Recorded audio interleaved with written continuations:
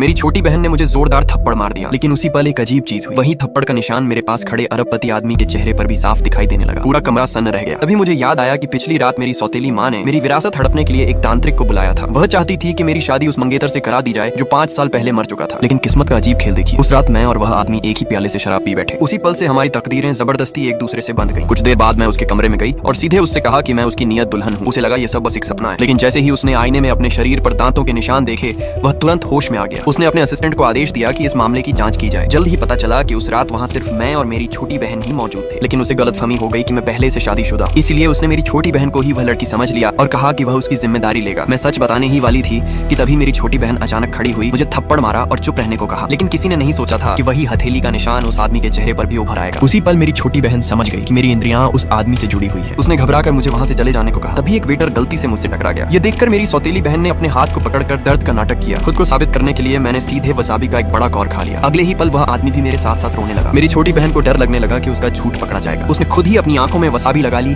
और दर्द से चीखने लगी। लेकिन उस आदमी ने ठंडे स्वर में कहा, मेरी आंखों में तो कुछ भी नहीं हो रहा। उसने सीधी नजर मुझ पर डाली और पूछा, क्या तुम ही मेरी असली किस्मत, मेरी सच्ची मोहब्बत हो? मैंने बस हल्की सी मुस्कान के साथ अपने होंठों का कोना ऊपर